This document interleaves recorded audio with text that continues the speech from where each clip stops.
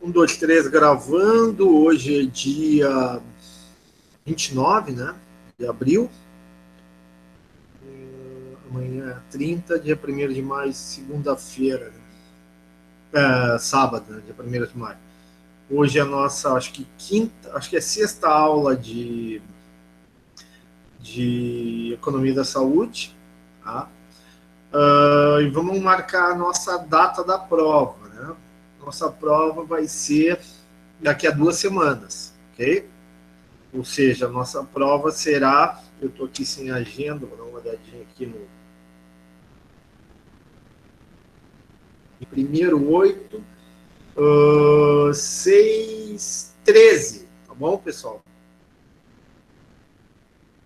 13 de maio, a nossa prova. Confirmado? Tranquilo? Tranquilo. Tá. Eu mandei um exercício para vocês. Fizeram um exercício? Difícil, fácil? Tranquilo. Não tiveram dificuldade para fazer?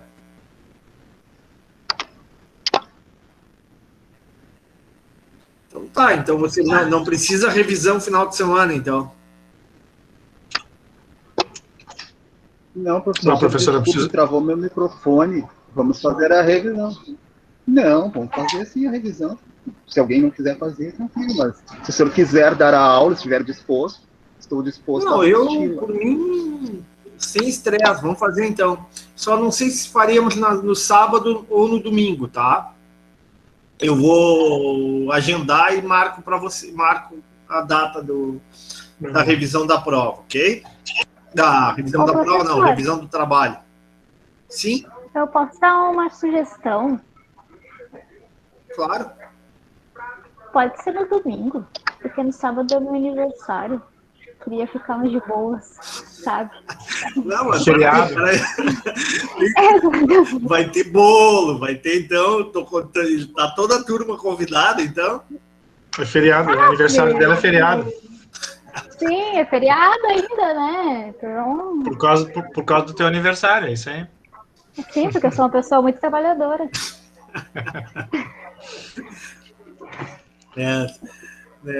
Aliás, uma das coisas que claro que não é dessa cadeira, mas eu gosto de discutir a questão, o trade-off. Já ouviram falar dessa expressão trade-off? Sim, sim. Trade-off é escolha, né? É uma, digamos assim, uma encruzilhada, né? Ou é uma coisa ou é outra, né? E o trade-off entre renda e lazer, né? A sociedade hoje discute cada vez mais essa questão, né? E o capitalismo moderno hoje exige que as pessoas tenham tempo para consumo, né? Tempo para consumo, né? E o que se faz, então, para conseguir esse tempo para consumo?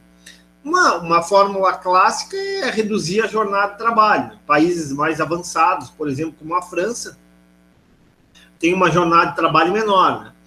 Claro que com a pandemia, com a questão do horário remoto, né, algumas coisas vão mudar, né? Mas, independente disso, tu pode trabalhar menos. É o que eu digo para os meus colegas lá na repartição, né? Antes da pandemia, a gente tinha cartão ponto. Né? Então, tu tinha que chegar às 8, sair ao meio-dia, depois chegar às 2, sair às 6.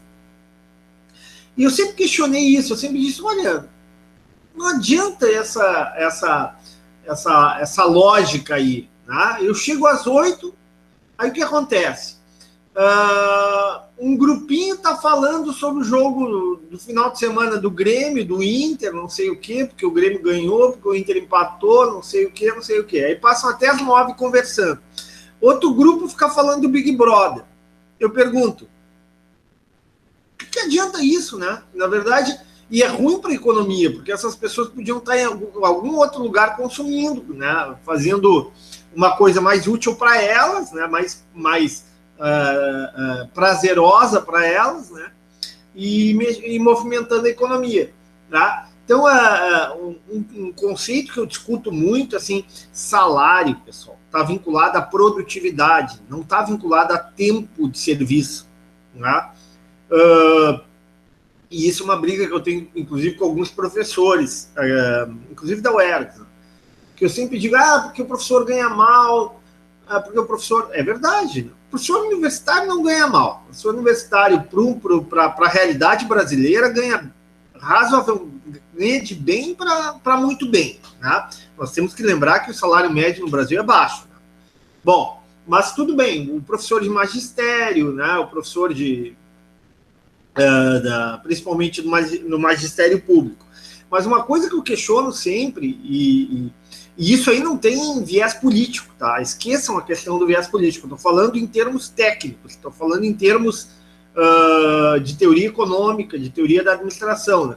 A relação entre salário e produtividade, tá? Isso hoje em dia está chegando em várias áreas, inclusive, por exemplo, no futebol, né?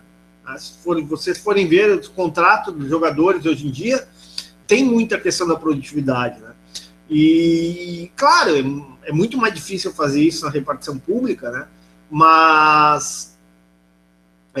ou na educação pública, né? Mas é inegável que o ganho de uma pessoa está muito associado à sua produtividade, né? E agora, é claro, é difícil mensurar essa produtividade, né? Tem que ter algumas salvaguardas, né? Tem que ter alguns resguardos para que o trabalhador não seja explorado, não seja, né? Não haja uma relação desigual. Mas é uma questão interessante agora no Dia do Trabalho, no Dia do Trabalhador, né? Há mudanças muito grandes, né? Eu, quando me formei lá no início da década de 90, a pessoa que tinha o título, né, o diploma da faculdade era praticamente uma garantia de emprego, tá? Eu não quis, na época, eu me formei com 21 para 22 anos, né? Me formei muito cedo, tá? Entrei na faculdade com 17, entrei na Universidade Federal com 17, fiz lá em 5 anos a faculdade, com 21 para 22 eu estava formado. E eu não quis, eu cheguei e disse, não, vou estudar mais, né? Eu estava com 22, achei que valia a pena estudar mais. Aí fiz mestrado, doutorado, para depois realmente ingressar no mercado de trabalho. Mas se eu quisesse ingressar no mercado de trabalho naquela época, provavelmente eu teria conseguido algum banco, né? Alguma empresa para trabalhar, porque realmente, né, o título, né, o diploma, era uma garantia de emprego. Se eu for um pouquinho mais para trás, eu vou me lembrar, por exemplo, da minha mãe, né? Minha mãe se formou em odontologia ainda na década de 60, tá? Ou seja, já fazem aí quase 60 anos, né? Alguma coisa assim, né? E foi era uma das poucas mulheres que eram dentistas no Rio Grande do Sul, né? E eu me lembro que, inclusive, o conselho lá de odontologia, acho que ela estava entre as 100 primeiras mulheres dentistas no Rio Grande do Sul. Mas o que interessa é o seguinte, ela nunca teve problema de emprego, né? Porque na época, realmente, o ter o ofício, ter o diploma, ter uma profissão era garantia de emprego. A realidade de vocês é diferente, pessoal. A realidade de vocês é uma realidade de um mercado muito mais difícil, de um mercado que exige produtividade, de um mercado que exige, que tem uma relação de trabalho muito menos, assim, engessada, né, muito mais informal, né, e isso implica né, alguns desafios para vocês, né. Sem dúvida nenhuma, o mercado de trabalho hoje é bem mais difícil do que era há 20, 30 anos atrás. Alguém quer comentar alguma coisa?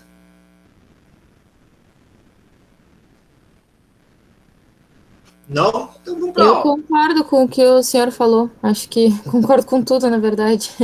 Acho que é bem real e é realmente isso que acontece, que hoje em dia a gente tem que ter curso de não sei o quê, tem que ter diploma e o salário também não é grandes coisa, né?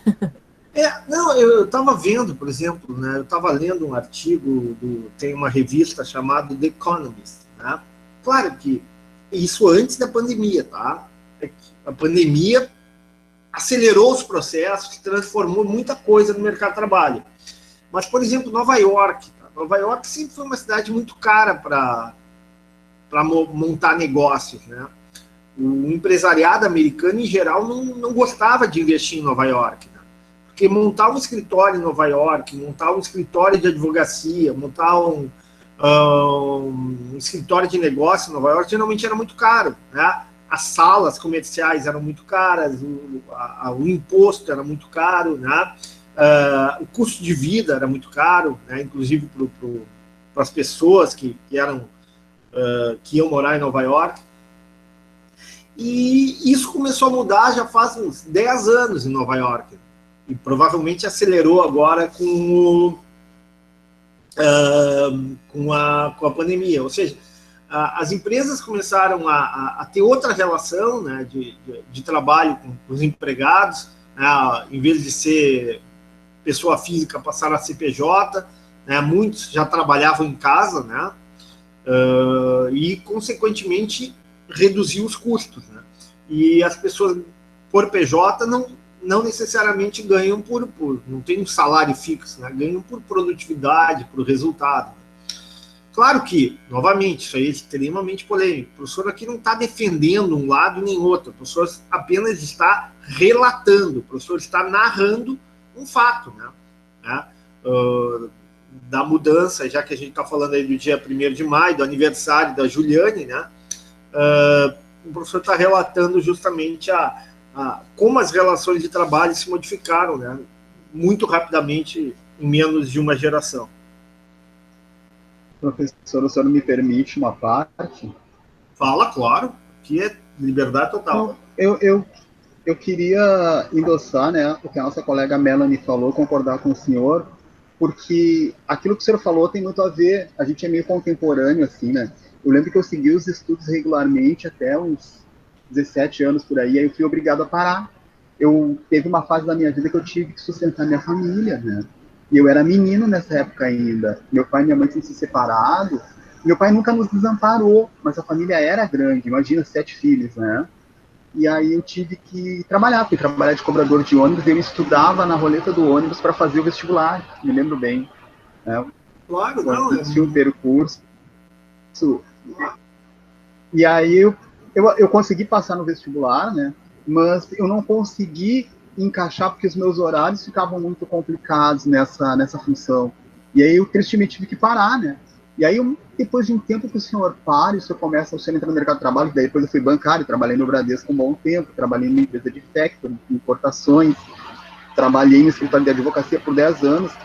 A gente não é que relaxe, professor, acontece que o senhor se cobre de uma carga tão grande de trabalho, e o senhor está falando que na realidade deveria ter produtividade, não horários, e muitas vezes esses empregos, eles cobravam mais horário do que produtividade.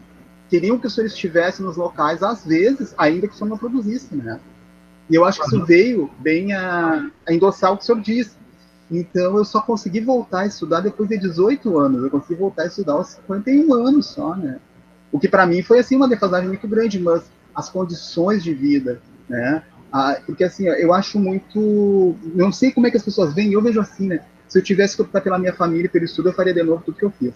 Né? Sem dúvida, eu ampararia minha mãe, minhas irmãs, né? E seria o pai que eu fui bem novinho, né? Então, eu acho que essa coisa do trabalho está atrelado à produtividade, eu concordo com o senhor, mas é uma visão mais recente, né?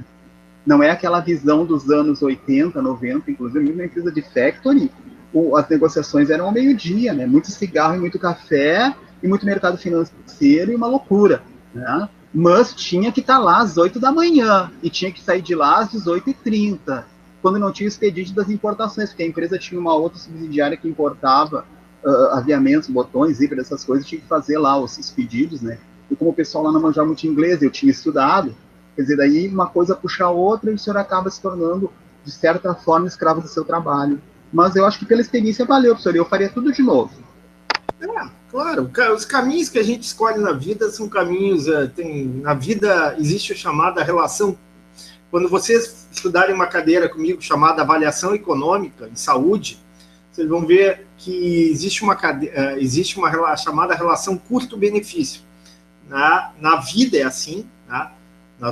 Quando a gente faz escolhas, como tu fizeste, né, Ronaldo? e não te arrependeste, pelo que vejo. Mas e na área da medicina, na área da saúde, então nem se fala. Então, são escolhas que a gente faz, né? Mas, voltando a essa questão, realmente mudou muito, o mercado mudou muito, né? E vocês devem ficar atentos a isso, né? Vocês devem observar que como eu me enquadrar nesse mercado, né? Então, não é só o ambiente de trabalho que mudou, né? Vocês vão trabalhar muito mais em casa, vocês vão trabalhar, né? As empresas vão reduzir custos com estruturas físicas, né? A gente falou no semestre passado dos bancos, né? Os bancos digitais, né? Que já existiam antes da pandemia, né? Não vai ser isso, vai ter uma série de... vai ter a questão a gente está falando da área da saúde, né? Cada vez mais a área da saúde avança também para telemedicina, né? Para o atendimento, para consulta digital, para consulta remota. Ou seja, o mercado vai se transformar, né? A estrutura de custos das empresas vai ser modificada, né? Aí vocês têm que ficar atentos a isso, né? Novamente, vocês têm que ter condições, ferramentas para poder disputar esse mercado, poder ofertar realmente um conhecimento que gere uma remuneração, né? Um conhecimento que gere um ganho para vocês. Não só ganho financeiro, eu sempre digo, educação não é só ganho financeiro, conhecimento não é só ganho financeiro, né? Vocês não estão aqui apenas... a aula que vocês estão assistindo, o curso que vocês estão fazendo, não vai representar apenas um ganho financeiro, vai representar também um ganho de satisfação, um ganho de ambiente, um ganho de vida, não no sentido, um ganho de vida no sentido que vocês vão conviver com pessoas mais inteligentes, com pessoas mais tolerantes, com pessoas mais com maior conhecimento, né? E isso também traz satisfação, traz felicidade. Mas claro, para que vocês consigam isso, hoje em dia é necessário que vocês tenham um aprendizado, um conjunto de ferramentas ainda maior do que aquelas que o professor teve há 30 anos atrás. Ok? Posso continuar? Então, resumidamente, o que a gente vai ver na aula de hoje? A gente vai revisar rapidamente o final da aula passada, tá? Esse material eu vou postar para vocês no Moodle. Assim que terminar a aula, eu posto para vocês esse material. Vamos falar um pouquinho de tragédia dos comuns, tá? E se der tempo ainda, a gente começa falando de mercados assimétricos. Se não der, a gente fica para a aula que vem. Ok? Ok. Professor, uma pergunta. O senhor participou hoje da palestra da tragédia dos comuns a respeito das águas? Não pude participar. Eu estou com os processos. Eu devia ter participado. Foi muito bom. Eu vou dar palestra, tá? Eu faço parte do grupo, tá? Mas hoje à tarde realmente eu não pude participar porque, assim, como eu falei para vocês, o Selmar, né, o professor Selmar é o coordenador, né, Isso, ele estava lá. Grupo. Claro, o Selmar é coordenador. E eu devia estar lá, né, não estive realmente. Até vou ter que pedir desculpa. O Selmar é um paizão para nós, né? Sempre digo, né? O Selmar é um cara que nós temos ideias diferentes, né? Mas eu gosto muito do Selmar. O Selmar é um cara que é muito correto, é muito organizado. É um cara muito importante no nosso curso de administração, né? Considero muito ele. E o Selmar é coordenador do grupo, né? Mas eu tô como eu falei para vocês, eu tenho duas atividades profissionais, né? Eu tenho o curso aqui da UERGS, na qual eu dou aula para vocês, né? Eu dou aula para especialização, né? No qual o Selmar é coordenador, mas eu tenho uma atividade profissional, né? Eu trabalho no ambiente, na Secretaria dos Transportes, ali no DAER, na Secretaria dos Transportes. E eu sou responsável por setor de cálculo financeiro, eu gosto muito de matemática financeira. Eu sempre digo, né, as duas cadeiras que eu mais gosto de lecionar na faculdade é estatística. Não sei se tem alguém aqui que é colega, que é aluno de estatística. Tu não, tu é o meu aluno de estatística, Ronaldo? Alexandre, né? Alexandra, sim.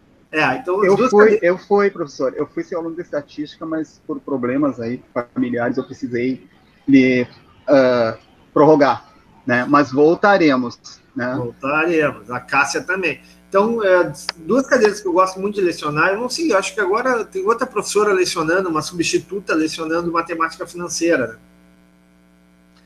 Mas eu também gosto muito de matemática financeira. Então, lá na secretaria, eu chego os processos, muitas vezes são processos judiciais, né? E esses processos judiciais fazem com que eu tenha que atender num prazo muito curto, né? Responder o processo num prazo muito curto. E isso me impede, muitas vezes, de participar. Mas, realmente, hoje fiquei chateado de não ter participado do Tragédia dos Comuns. Né? Foi bem legal, professor. Foi bem legal. Eu fiz uma pergunta para o doutor Álvaro, o espanhol, que deu parte da palestra. Nossa, ele respondeu aquilo com uma maestria. Assim, eu fiquei muito satisfeito com o que ele me respondeu. Se eu tiver a oportunidade de olhar no YouTube, o senhor vai ver assim, ó, o que foi a resposta. Né? Eu agora não estou bem lembrado da pergunta, mas na hora eu elaborei ela bem, porque eu tinha uma curiosidade a esse respeito, né? Porque se fala tanto em escassez de recursos hídricos e nós estamos rodeados de nações hiperdesenvolvidas que não estão nem aí para isso, né? E aí eu fiz uma pergunta dentro desses parâmetros para ele, o senhor tem que ver o que foi a resposta, né, professor? Foi praticamente um poema, né? Foi muito interessante. Não. Assim, ele de que universidade é o professor Álvaro? Olha, professor, eu não me lembro qual é a universidade, eu sei que ele é advogado. E ele é professor de Direito. Bom, isso aí. Ele é espanhol. Convidado para o seu Selmar, né? Eu sei, o Selmar me falou dele. Ele é espanhol. Ele é professor de Direito, ou seja, juntou duas coisas para falar muito, né? Para ser muito prolixo. Só faltava ter um sangue italiano aí. Aí só faltou seria isso. Completo. Só faltou isso. Eu estava torcendo que o senhor aparecesse, porque eu queria ver como é que ia ficar o debate, né, professor? Tinha também um professor Cristiano, se não me engano, que é lá de Lajeado, que participou também, né? E a professora doutora Cláudia Sim, mas Cruz. não dava para participar do debate, só dava para perguntar, né? Não, dava para perguntar, participar do debate não. O debate era uma coisa fechada, né? Foi transmitido pelo YouTube, né? Mas foi muito, muito, muito interessante. Lamento que o senhor não tenha podido participar, viu, professor? Gostaria de ter ouvido a sua participação lá. Não, vamos conversar um pouco e eu falei com o Selmar depois, né? O Selmar me cobrou muito, mas realmente eu estava com esse processo aí e não pude participar. Agora, com calma, eu vou assistir no YouTube a palestra. Professor, nós temos uma coisa em comum. Eu também gosto muito do professor Selmar, mas eu tenho ideias adversas às dele, às vezes. Então, a gente, em aula, às vezes a gente tinha assim, um debate bem bom até, né? Mas, vamos dizer assim, com muito questionamento, né? Mas eu gosto muito dele, eu gostei muito de estudar com ele. As duas cadeiras que eu fiz com ele, para mim, foram muito especiais. Não, o Selmar é muito importante para o nosso curso. Eu e o Selmar somos os professores mais velhos, não em idade, né? Eu sempre brinco, né? O Selmar é bem mais velho que eu, mas a universidade surgiu em 2001, na UERGS, né? E eu acho que ele entrou na UERGS como diretor administrativo, como pró-reitor administrativo. E depois ele veio para o curso, né? O Selmar, 2003, 2004. E eu ingressei na faculdade justamente nesse período. Então, eu conheço o Selmar já faz quase 20 anos, né? Já tivemos alguns perrengues, né? Mas, no geral, nossa relação é ótima, né? Volta e meia, eu vou na casa dele, almoçar com ele. E é um cara com uma formação muito sólida na área do direito, né? Então, é muito importante para a formação de vocês, né?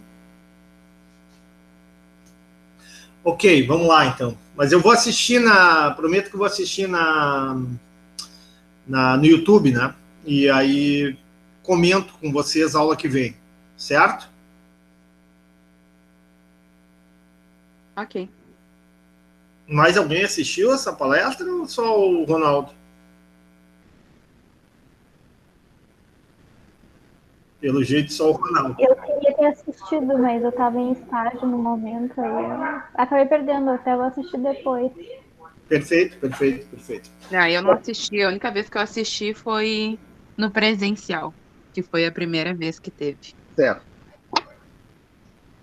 Eu falei, se você não se lembra, eu participei de todas do ciclo até agora. Eu já participei. É que, na realidade, eu sou aluno pesquisador das professoras Natália e Raquel, que fazem parte desse grupo do professor Selmar, que ele também faz parte do grupo que eu sou pesquisador, mas a professora Carla, sim, e o Pietro também estava presente hoje no evento ali. A Raquel. De habilitação. Sim. Eu entrei para esse grupo. Aliás, pessoal, foi bom vocês terem falado, né? A gente tem um grupo de pesquisa, as reuniões são geralmente quarta-feira pela manhã, né? As reuniões do grupo de pesquisa. Quem tiver interesse em participar, começar a se introduzir na área da pesquisa, nesse mundo da pesquisa, né, é só pedir, né, que pode, claro, no início vai participar mais como ouvinte, né, do que propriamente como participante ativo, mas aos poucos a pessoa pode se introduzir, né, nesse mundo aí. Quem gosta, né, quem quer seguir a carreira acadêmica, né, é um bom caminho. Ok? Vamos lá, então. Professor, Ok. eu posso fazer uma pergunta? Pode? É que assim, eu sempre quis participar do grupo de pesquisa, mas eu não sei como é que faz. Eu sou meio leiga para essas coisas. Não, então faz o seguinte, Esse negócio de meio universitário, eu sou bem... Não, assim, né? Universidade, pessoal, é um tripé. A universidade é um tripé. O que é? Tem pesquisa, extensão e ensino. Tá? Imaginem um triângulo, tá?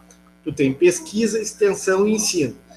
O que a gente está fazendo agora é ensino, tá? O ensino ele pode ser de graduação, de mestrado e doutorado. Só que geralmente, quando tu vai a nível de mestrado e doutorado, tu junta essa parte aqui que seria o ensino com pesquisa, tá?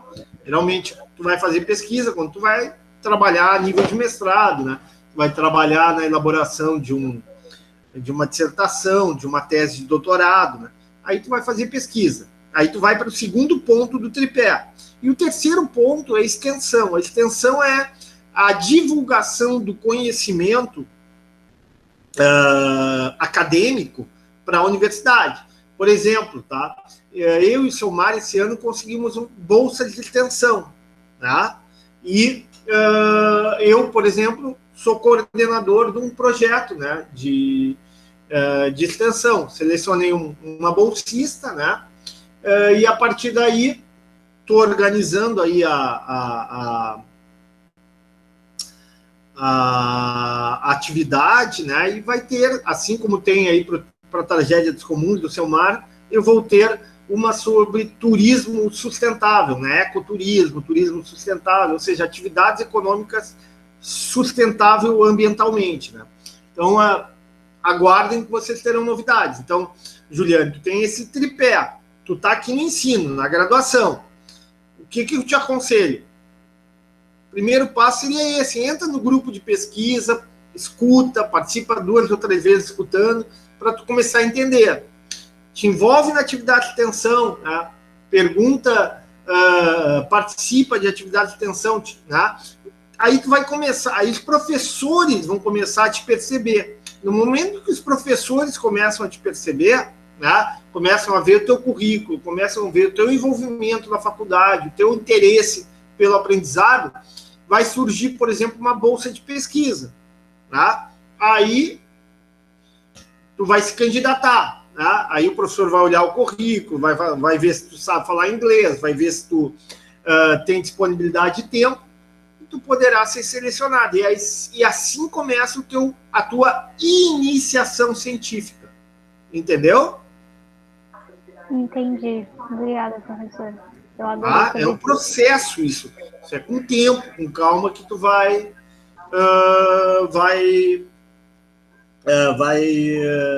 alcançando, tá? Mas é por aí.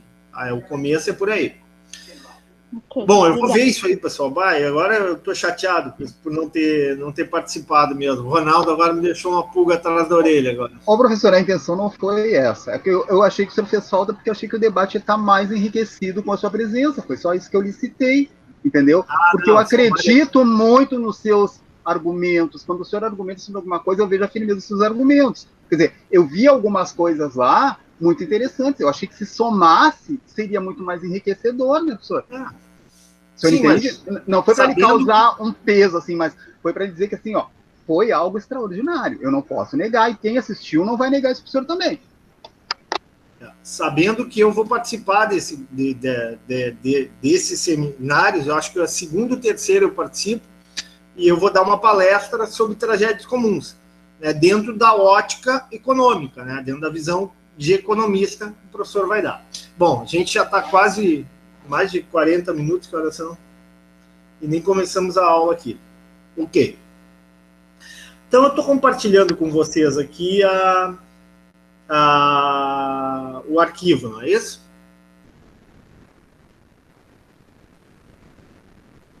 Sim. Sim, né? Opa, vou aqui minimizar. Deixa eu minimizar aqui.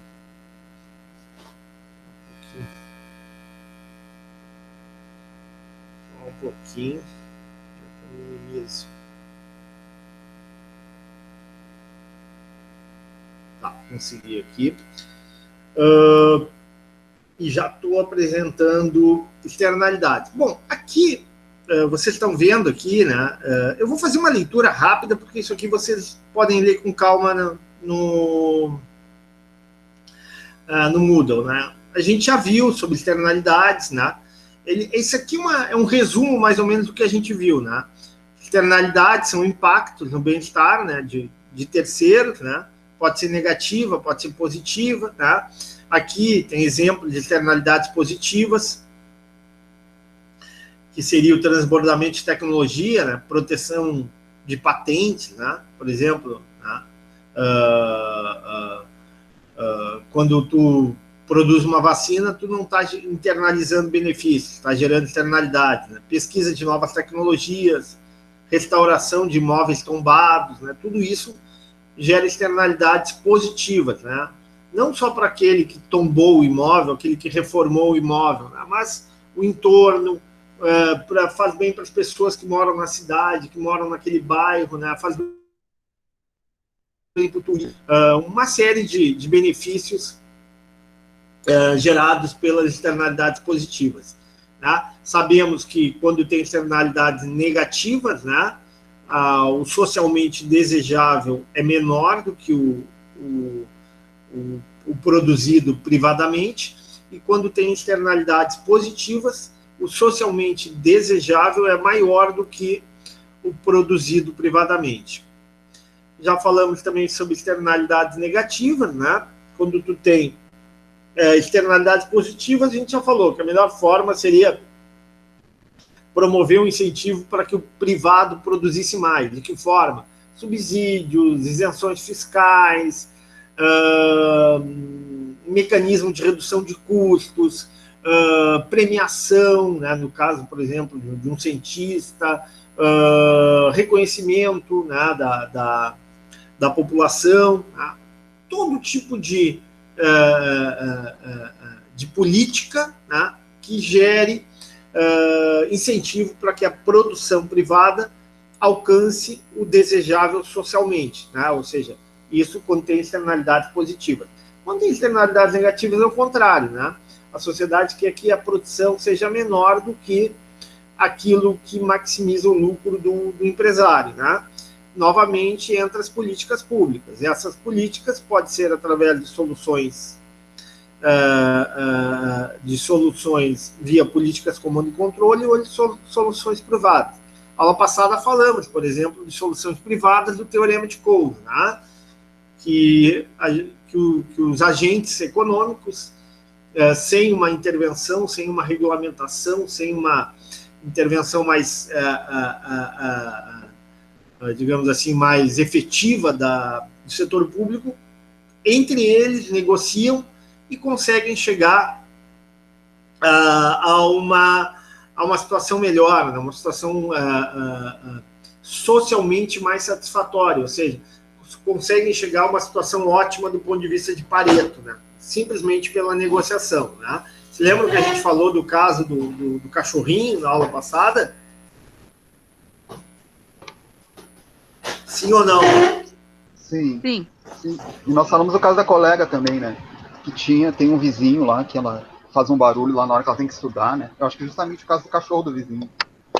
Então, justamente, Incoso diz o seguinte, olha, se tu estabelecer direitos de propriedade, se o Estado estabelecer claramente o direito de propriedade, o Estado não precisa mais intervir, basta apenas a negociação entre as partes para que se chegue a um resultado eficiente. Né? Claro que aí é um problema, né? Em algumas situações é um problema de custos de transação. Tu imagina a dificuldade de negociação, nesse caso, direito de propriedade, o cachorro não latir, se eu morar num condomínio com 500 apartamentos. Tá? Muito difícil estabelecer uma negociação eficiente. Bom, isso é solução privada, que a gente viu aula passada também, né? Políticas comando e controle, acredito que tenham falado, inclusive, sobre políticas comando e controle na aula, na palestra. Falaram, Ronaldo? Sim, foi citado. Tá? De uma maneira muito sutil, mas foi citado. Não foi citado com muito destaque. Já frisamos bem o que é essa chamada política comando e controle, que é o Estado intervindo, o Estado participando diretamente, ok? Falamos também sobre o imposto de PIGU, né? Que é uma política pública voltada ao melhor funcionamento do mercado. Por que é uma política pública de mercado? Porque é uma política pública, ou melhor dizendo, por que é uma política pública pró-mercado? Porque o objetivo não é restringir, o objetivo não é impedir ou estabelecer uma cota de produção, e sim gerar um incentivo, né, para que o empresário, para que o setor privado reduza a poluição através de uma tributação, ou seja, não está estabelecendo um limite, não está impedindo o empresário de produzir e gerar externalidade negativa, apenas está dizendo o seguinte, tu vai pagar um imposto. Será que tu prefere pagar o imposto ou será que tu prefere digamos assim, produzir com tecnologias maiores, menos poluentes, né, com processos mais eficientes que gerem menos resíduos. Né? Então, novamente, tu tem o quê? Tu tem a possibilidade de um imposto, chamado imposto de PIGU, imposto estabelecido para gerar um incentivo para que as empresas busquem produzir reduzindo a poluição. Também falamos, na aula passada, das licenças negociáveis de poluição. Tá? Falamos, inclusive, do protocolo de Quioto, né?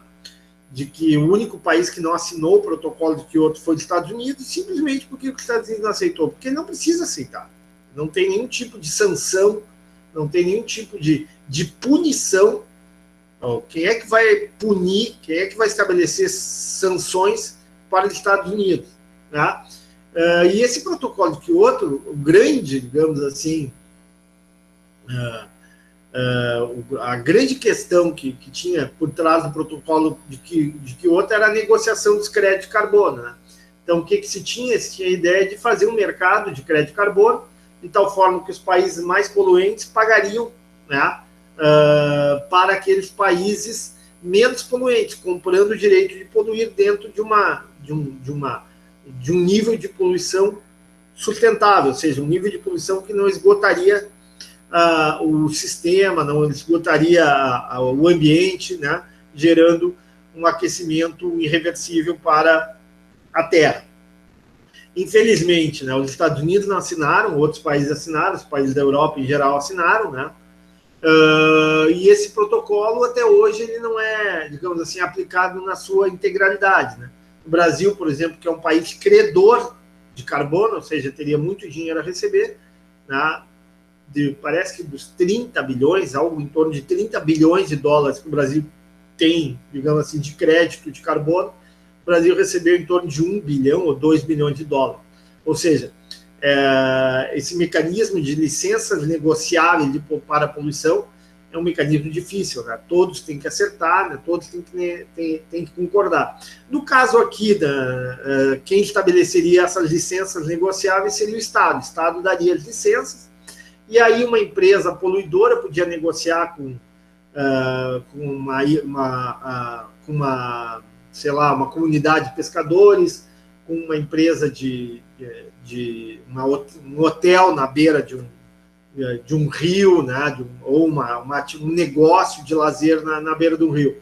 Então, a partir dessas licenças negociáveis de poluição, o Estado estabeleceria, né, o poder público estabeleceria um nível de poluição para aquele rio, né, e a partir daí se estabeleceria um mercado de licença, né, de negociação entre os interessados para controlar, né, o nível de emissão de resíduos no rio, né? Basicamente é isso que a gente viu na aula passada. Alguma dúvida, algum questionamento? Sim ou não? Não. Ficou claro? Sim. Então, estou interrompendo aqui e vamos para outra. Eu preciso da participação de vocês. Sem a participação de vocês, a aula fica uma chatice. Tá? Ok? Estão entendendo ou não? Sim. Está bastante claro até então, professor. Então tá começa claro a ler para nós aí, né, Ronaldo? Mas o senhor não está compartilhando nada comigo? Ah, não estou compartilhando. É difícil, aí vai ser difícil. Vamos lá. Lê mesmo assim, cara. Não, Daniel, não tive possibilidade ainda. Tá, Daniel, a tua hora vai chegar, tá? Não, fica tranquilo aí, já fica ligado aí, porque se ficar... Deixa ele, professor. O que é dele tá guardado. Vamos lá, tava ficha. Tá, vamos lá então. A tragédia dos comuns. Diversos condomínios têm utilizado uma fórmula bastante simples para economizar água: a instalação de medidores individuais nas respectivas unidades familiares, de forma que cada uma pague exatamente por aquilo que consumiu. O mais interessante quando se olham as estatísticas, porém, é observar que o gasto global tenha caído de modo consistente, onde quer que a fórmula tenha sido implementada, e não apenas a conta individual de um ou outro condômino. Só um pouquinho, viu, Ronaldo? Sim, quer senhor. falar? Fala. Oi? Não. O senhor pode falar, professor. Não, assim, ó, o que acontece, pessoal? Eu moro num prédio, né, o meu edifício foi construído ali no final da década de 70, início da década de 80, ok? E, evidentemente, como é um prédio mais antigo, não tem um hidrômetro individual.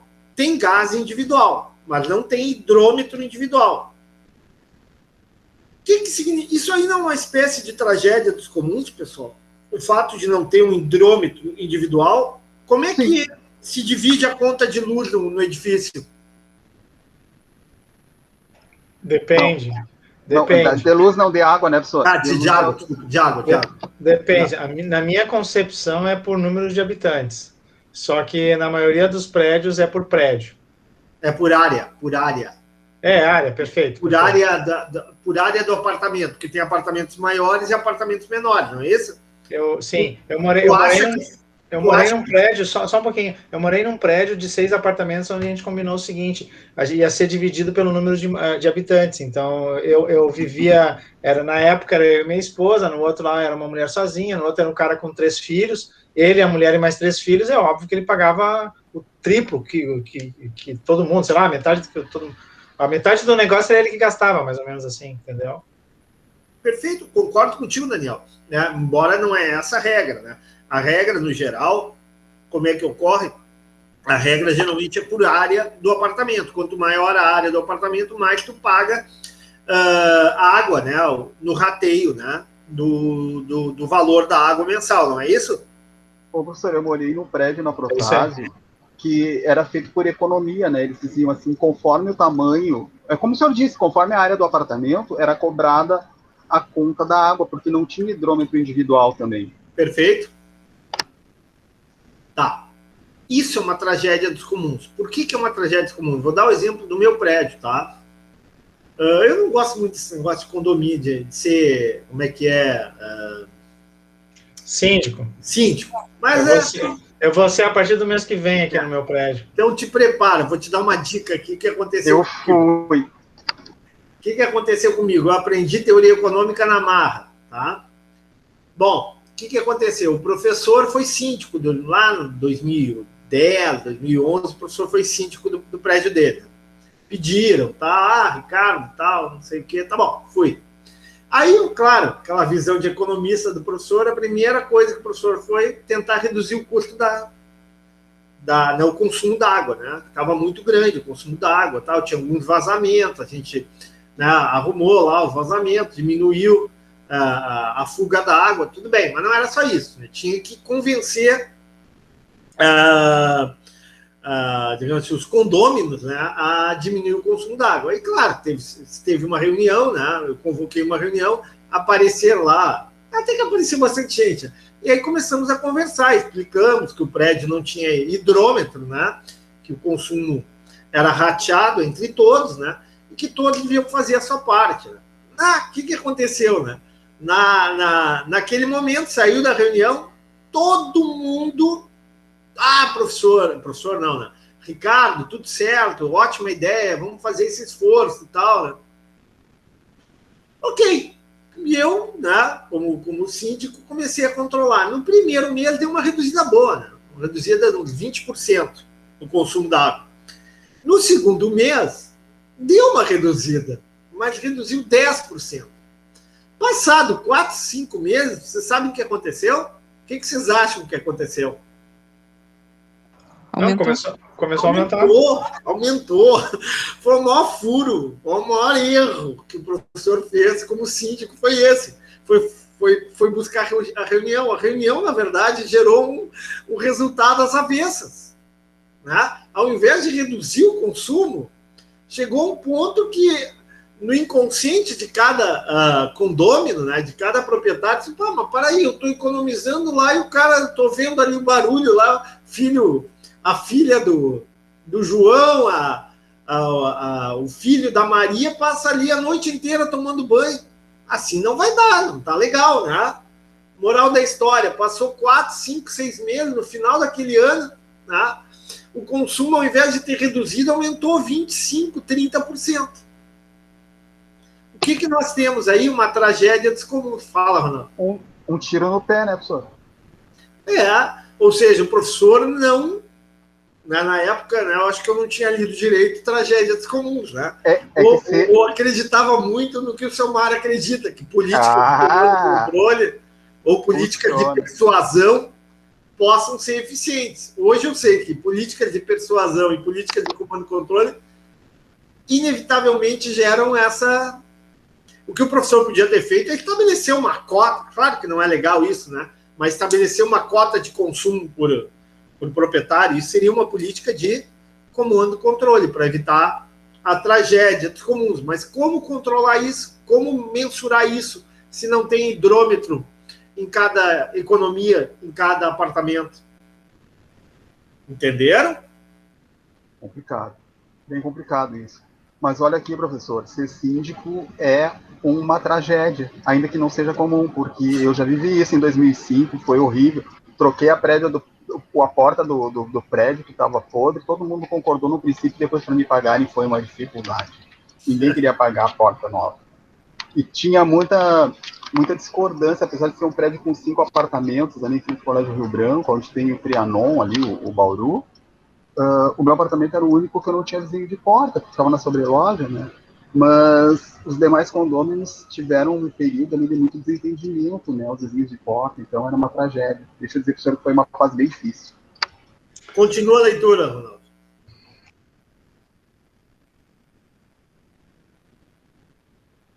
Este, sem dúvida... Desculpa, professor, o microfone desligou.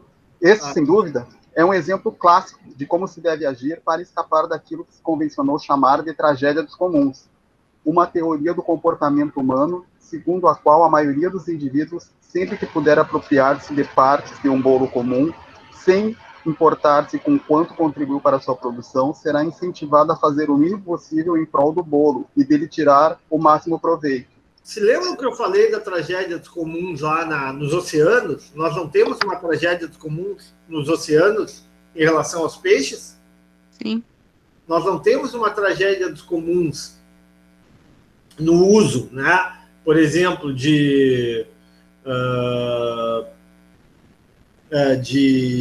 da caça, né? A questão da caça, né? Principalmente de animais silvestres, né?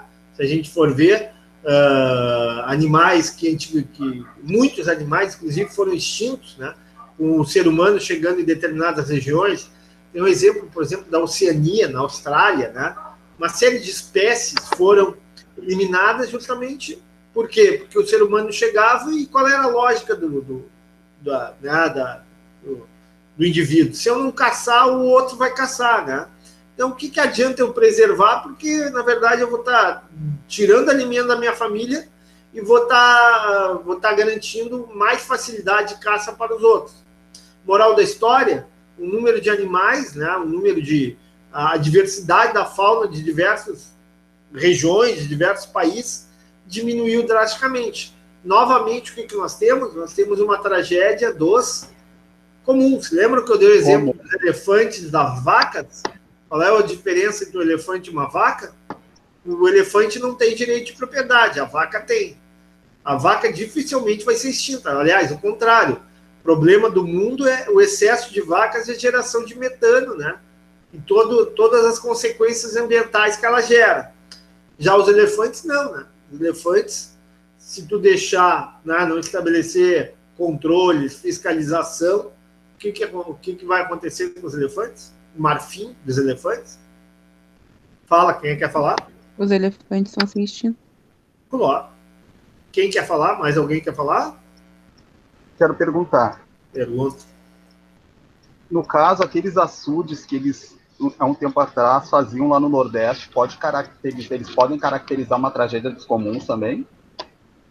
O recurso de uso comum, se for, claro, tu pode simplesmente pegar...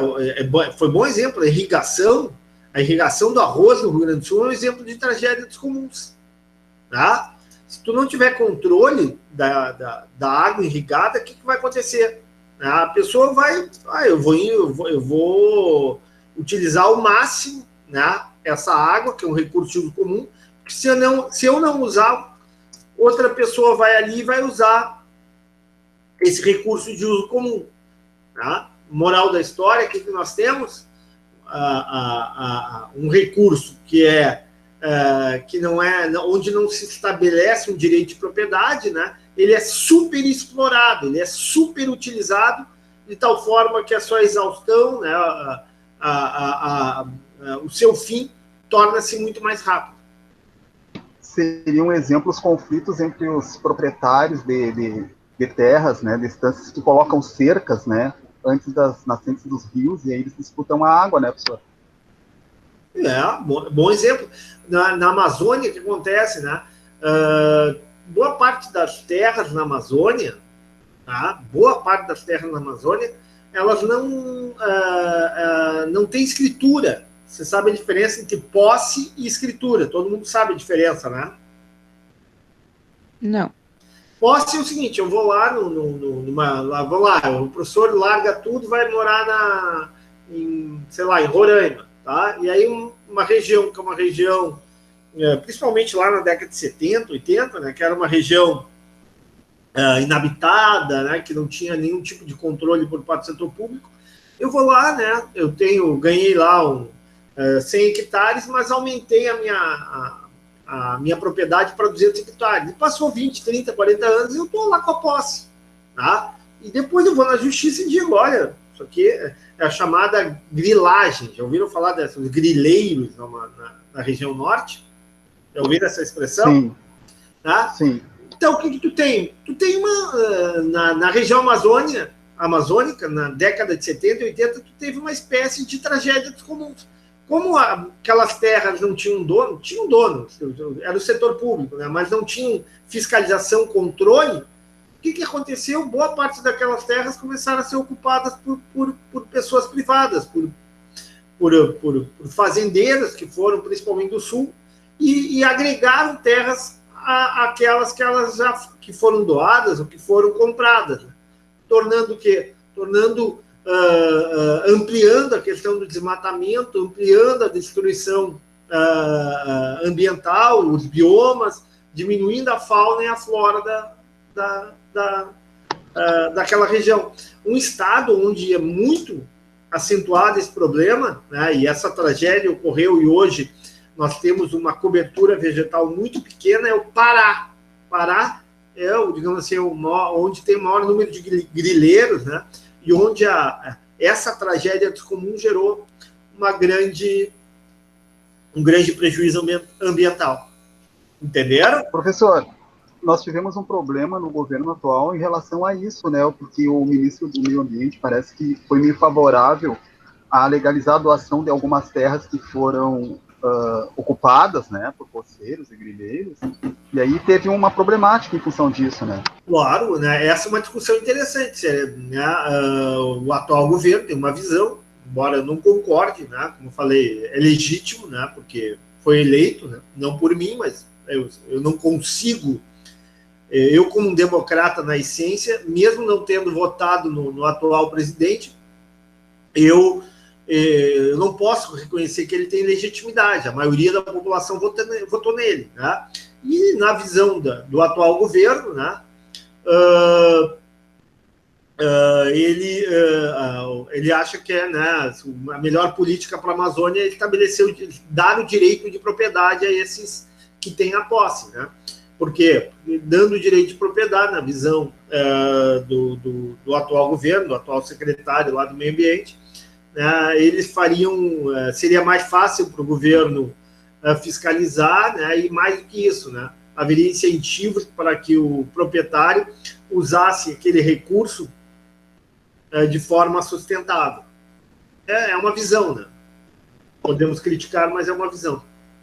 Eu vou concordar com o senhor, porque a minha visão é a mesma sua. Eu agi de uma forma muito próxima à sua nas escolhas, então eu também tenho bastante questionamentos e acho bem questionáveis as atitudes do governo, né? Mas, como o senhor disse, foi eleito de uma forma democrática, né? E eu respeito. A democracia é isso, pessoal, não tem, entendeu?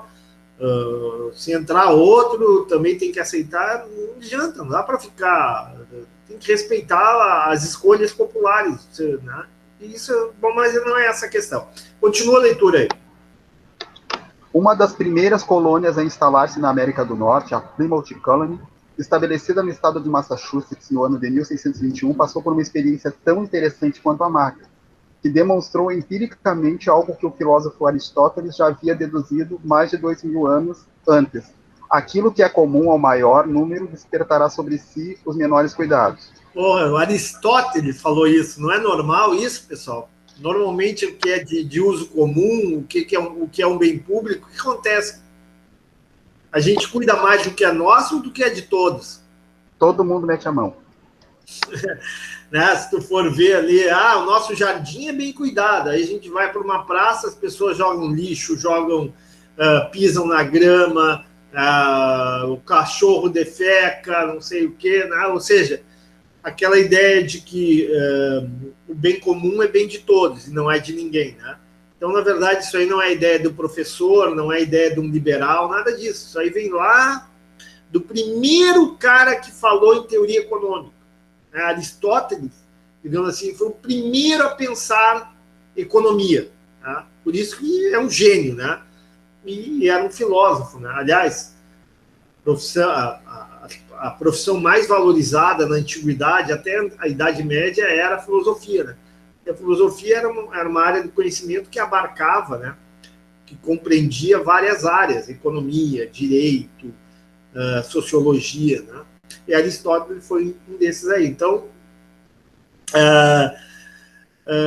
falando ali das primeiras colônias, todos nós sabemos, que já lemos história, né?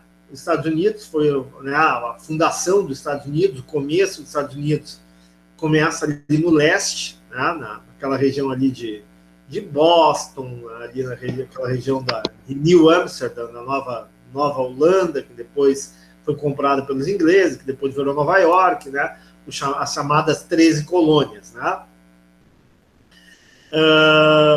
E o que aconteceu nessas colônias? Vamos dar uma olhada, continua a leitura. Um contrato coletivo assinado pelos imigrantes antes mesmo de sua chegada ao Novo Mundo estabelecia um sistema no qual as propriedades seriam todas comuns. Além disso, toda a produção deveria ser entregue para um armazenamento comunitário, do qual cada indivíduo receberia uma fração igual, não importando com quanto contribuísse. Não por acaso, a produção em Plymouth, naqueles primeiros anos, era insuficiente até mesmo para as necessidades da própria gente. Faltava comida, embora sobrasse ócio e acomodação.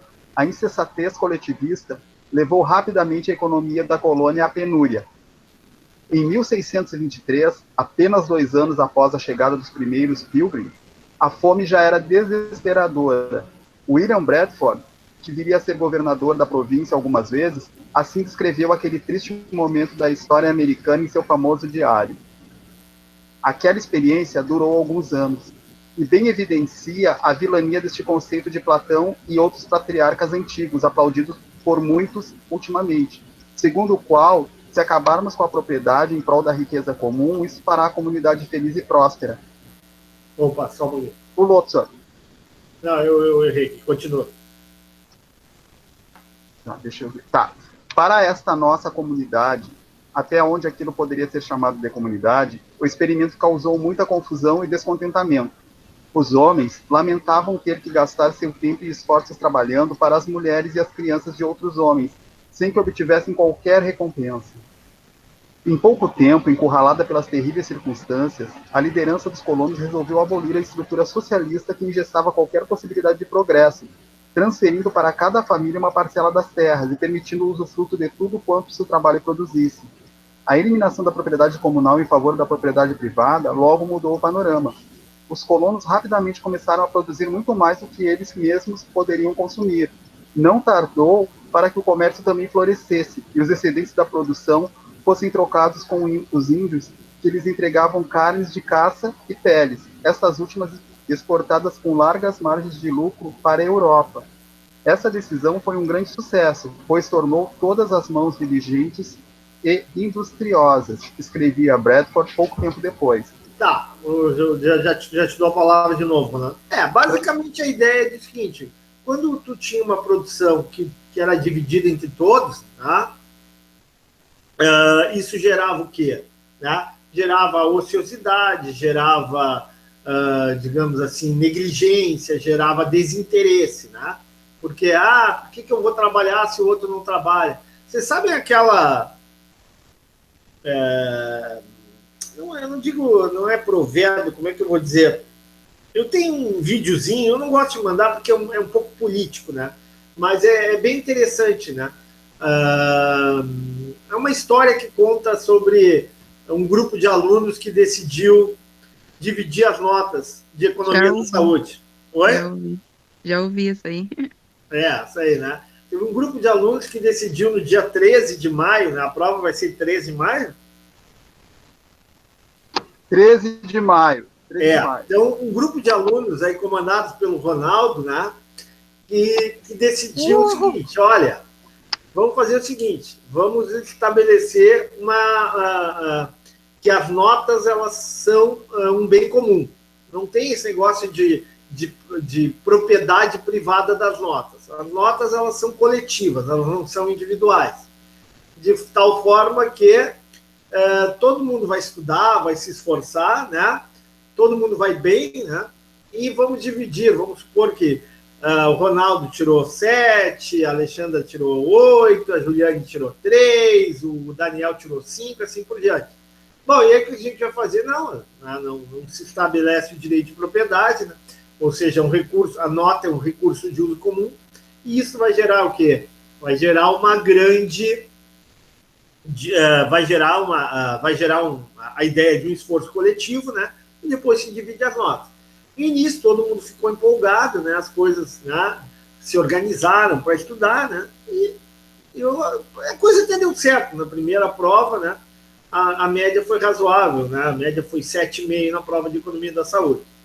Passado, né, o professor disse, tá bom, vamos continuar, né? Na segunda prova, a coisa já não foi tão boa, né? O seu José estava com dor de cabeça, não vou estudar, hoje eu vou fazer outra coisa, vou maratonar as minhas séries lá no Netflix, né? A Carla também, né, adotou outra estratégia, moral da história, né? Quando foram ver, a média já tinha caído para 5, né? Bom, isso aí já gerou uma inconformidade, já gerou, né, alguns conflitos dentro do grupo, né? Principalmente aqueles que tinham se esforçado novamente para manter a nota 7,5 ou mais. Na terceira prova foi um desastre, né? Depois desses conflitos iniciais, a coisa só desandou, né? A média chegou a 2. Não tem muito a ver com a tragédia comum, mas tem. A ideia é de que, no momento que tu não estabelece um direito de propriedade, vale o caso, é o mesmo caso do elefante, que não tem o direito de propriedade, é o mesmo caso desses colonos, né, que tinha terras comunitárias, né, que tinham terras que não se estabelecia o direito de propriedade, ou seja, quando não se estabelece o direito de propriedade por alguma coisa, né, como é o caso dos grileiros lá no norte do país, né, quando não se estabelece o direito de propriedade, o que pode acontecer? Pode acontecer justamente isso, uma mudança de comportamento. Né? As pessoas ou se tornam mais relapsas, menos interessadas em produzir, ou, né, se o recurso é um recurso de uso comum, por exemplo, se tu tem terras comunais, se tu tem terras comunitárias, o que pode acontecer é simplesmente que tu vai utilizar ao máximo aquela terra, tu vai exaurir o máximo, tu vai levar o maior número de ovelhas, de cabras a pastar naquela terra comunitária. Por quê? Porque tu sabe que se tu não fizer isso, teu vizinho vai fazer isso, e quando tu chegar com as tuas cabras, com as tuas ovelhas para pastar na terra comunitária, não vai ter mais nenhum recurso, né, disponível, nenhum alimento disponível para os teus animais, para engordar os teus animais. Né? E vários exemplos. Oi? Não seria uma situação meio comunista aí, professor? Meio cubana? Ô, Ricardo, me permite, é que tu foste bonzinho na história dos alunos, tá? É aí que eu acho que o Ronaldo quer entrar nessa história aí. Porque, na realidade, eu entendi que tu não quis polemizar muito com a questão ideológica, mas eu te entendi. Mas vamos pensar nós, vamos exercitar aqui nós aqui. Eu posso fazer isso.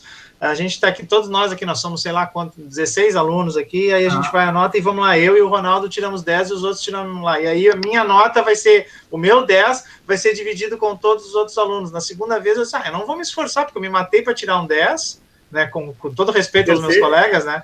Então eu não vou. E aí o que acontece? Os outros que tiraram notas baixas, não, tem lá uns que fazem nota para nós, não precisa esforçar, a gente conseguiu. Eu tirei 0, mas a minha média foi para 5, porque não sei o que, não sei quanto. E aí é que dá coisa. A posse, no caso, está no meu estudo que me deu uma nota tal, e para o outro não deu uma nota, nesse sentido. A ideia de né, ou a falta de posse, né, Daniel? Porque aí nós ou falta de. Perfeito, é isso aí, Ronaldo. Justamente, vocês observam bem que eu não tento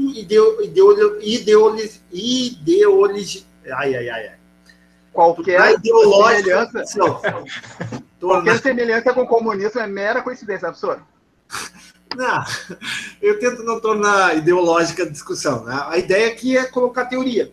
Né? E essa é uma visão que pode ser contestada. Né? Eu, com o Selmar, nós discutimos essa questão das tragédias comuns, e eu vejo muito mais o mecanismo de direito de propriedade uma forma... Eu não acho que o mecanismo, o direito de propriedade, seja uma estratégia única, tá? Mas eu acho que é uma estratégia importante para evitar a superexploração de recursos comuns. Já o Selmar, que estuda a questão da tragédia comuns, ele tem uma visão mais de política de comando e controle. O Selmar acha que fiscalizar, o Selmar acha que proibir, que limitar é muito mais eficaz, muito mais eficiente do que estabelecer direito de propriedade, né? Ele argumenta, né, de que o capitalista tem uma visão de exaurir, de utilizar ao máximo os recursos disponíveis, né?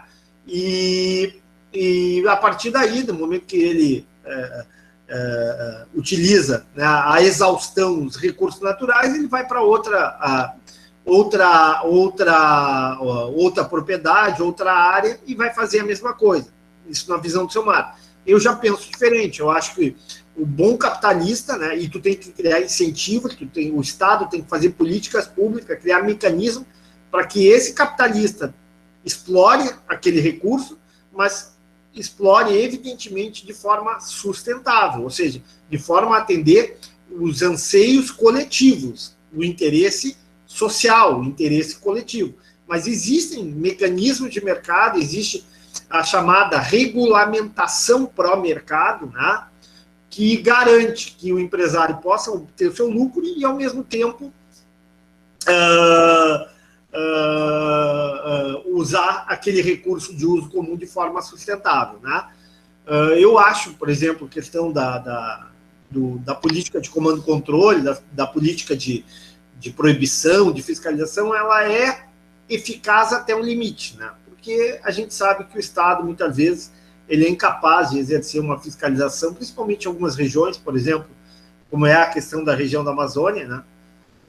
De ser eficaz na fiscalização, no controle, no monitoramento é muito caro, né? O que faz com que não seja a melhor estratégia. Está respondido, Daniel?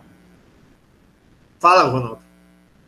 Não, esse é o tipo de divergência que eu tenho com o professor Selmar. Na minha opinião, eu falei para ele vê muita coisa pelo lado do ideal, né? Eu já vejo factível e eu acho que realmente a fiscalização é ineficiente.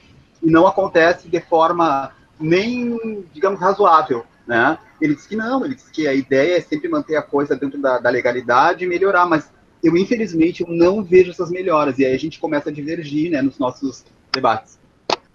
O Selmar tem uma visão, eu não vamos discutir o Selmar aqui, que ele não está aqui presente para se defender, mas não é uma crítica. Não, daí fica ruim, é verdade. Não, mas não é uma crítica. A gente não está fazendo uma crítica ao Selmar, a gente está colocando pontos de vista, né?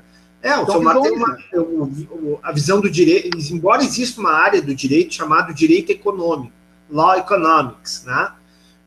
É uma área nova do direito, né, que trabalha, né, a elaboração de leis com base na teoria econômica. Mas o Selmar, ele é meio resistente a essa nova vertente do direito. O Selmar tem uma visão mais legalista, né, uma visão de legalidade. E tu colocaste bem, Ronaldo, né, alguns que trabalham com essa visão da tragédia dos comuns, justamente, né, veem, né, na política comando e controle o único instrumento capaz de minimizar o impacto da ação humana, né, da ação, principalmente da ação da ganância, do lucro, né? Eu respeito, mas não concordo integralmente com essa visão. Eu também respeito, mas discordo em vários pontos. Daniel, quer fazer algum comentário? Alguém mais quer fazer? Não, tranquilo. Tá, essa aqui foi. Vamos seguindo em tragédias comuns, que eu tenho uns textos bem interessantes aqui. Aqui foi. Estou fechando. Para o próximo texto. Quantas pessoas ainda estão na sala? 14, 13 pessoas? 12, né? O professor tem... Essa turma não é muito grande, né? Ou muita gente assiste a aula gravada. Eu gosto ao vivo, porque dá para debater melhor. Eu também gosto. Eu acho que é mais legal ao vivo, né? Mas... A de domingo foi muito produtiva. Não sei quantos estão no WhatsApp, tem que ver lá no grupo do WhatsApp, que eu não sei quantos são. Vou dar uma olhada depois, vou dar uma conferida como é que é. É que tem gente que prefere, né, pular essas partes que o professor faz comentário e só pegar o conteúdo, é mais objetiva. Cada um, né? Tá aqui, vamos lá, acho que eu achei aqui. Espera aí.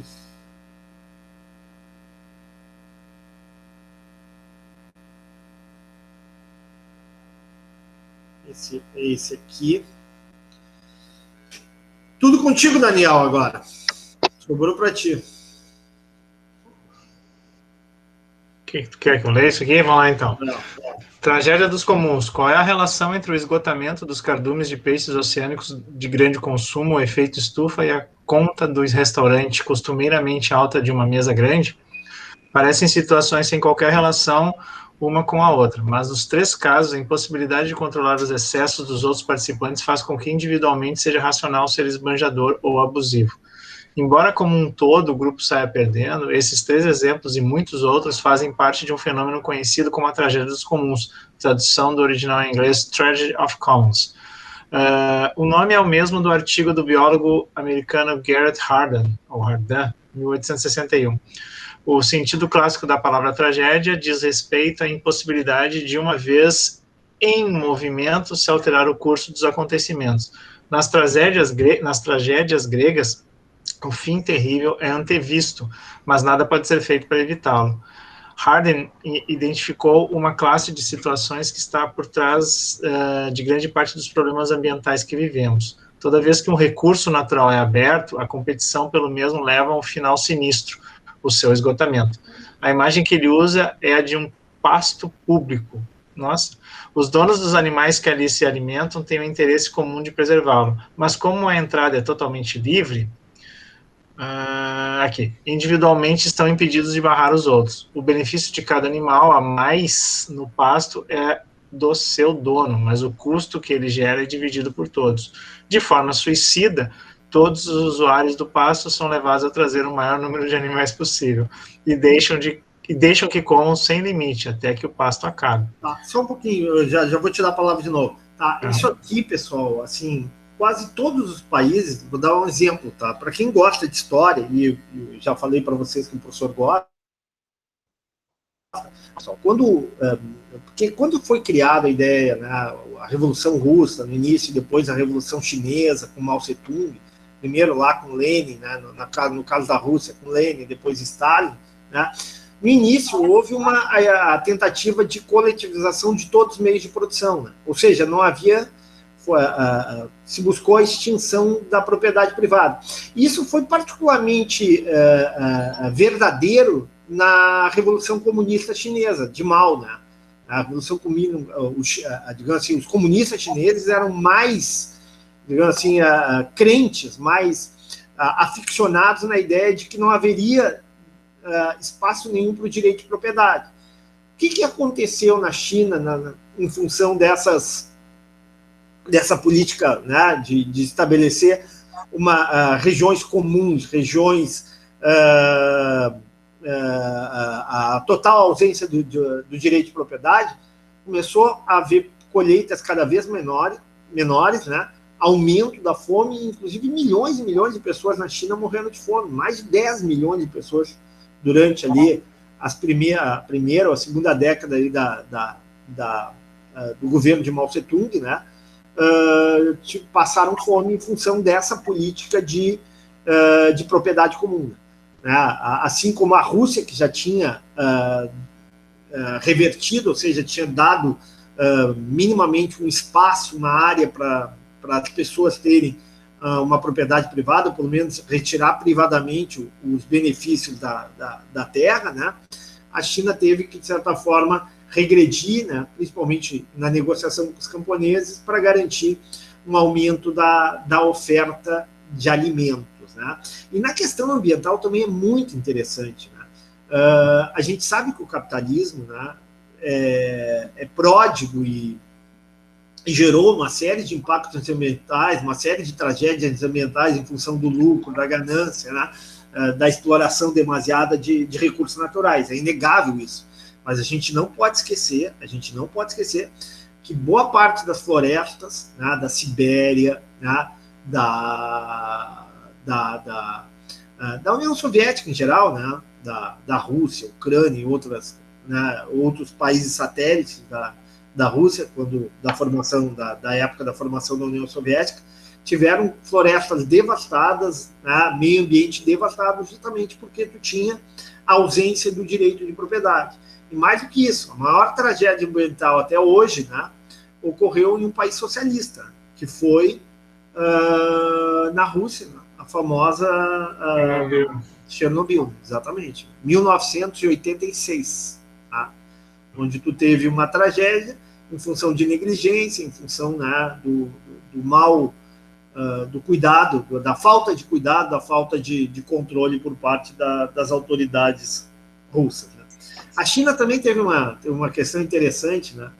A fome era tão grande, não sei se vocês sabem dessa história, né? A fome era tão grande na China, né, que o Partido Comunista Chinês, né, determinou o seguinte: o problema era os pardais, né?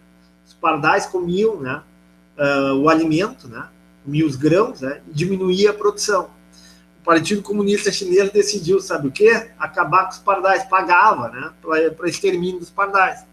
Claro que isso gerou o quê? Gerou a caça, até praticamente o extermínio dos pardais. Mas, não, ao invés de aumentar a produção, diminuiu ainda mais a produção. Né? No momento que os pardais deixaram de existir, as pragas começaram a aumentar, principalmente os gafanhotos e outros insetos. Né? E esses animais também se alimentavam das plantas.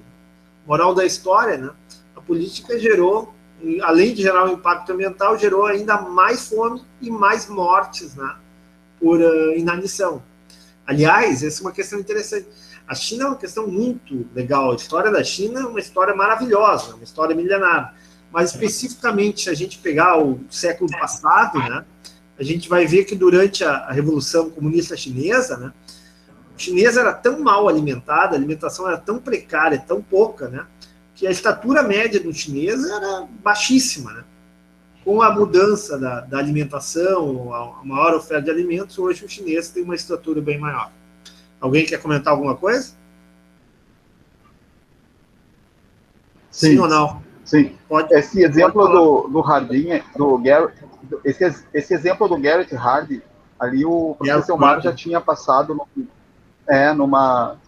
ele fez um seminário e ele já tinha mostrado esse exemplo na tragédia dos comuns ali do Passo, ele já tinha citado. Né? Eu me lembrei agora, lendo a história aqui enquanto o senhor comentava, e num seminário que ele fez, que inclusive participou a doutora Rita, que está fazendo pós lá em Nice, na França, e foi autora de um projeto que visa a região das ilhas ali, dos catadores de lixo. Né? Ela fez um projeto em cima disso. Ele citou essa tragédia.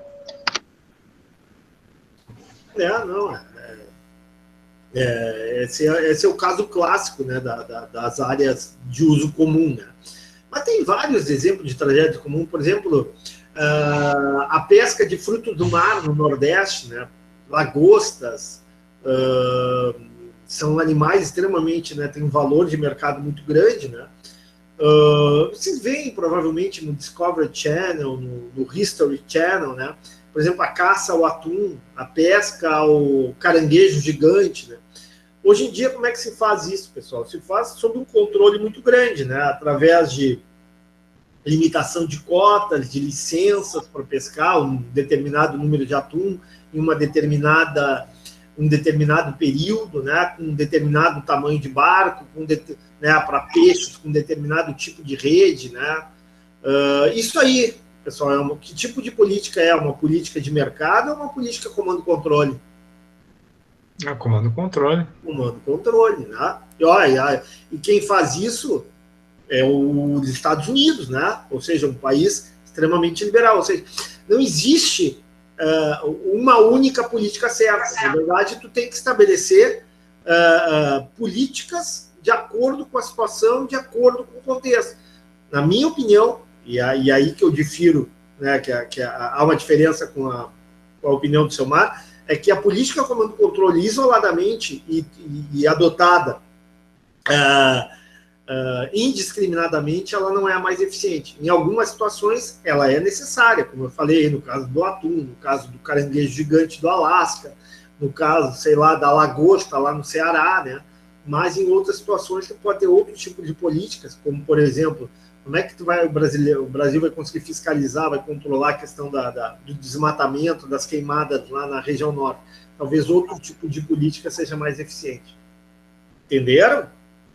Uhum. Perguntas? Colocações? Comentários? Nenhuma voz feminina para comentar, pessoal? Só homem na sala aqui? Poxa, professor, pior que eu caí, minha internet caiu, consegui voltar só agora no finalzinho da sua fala.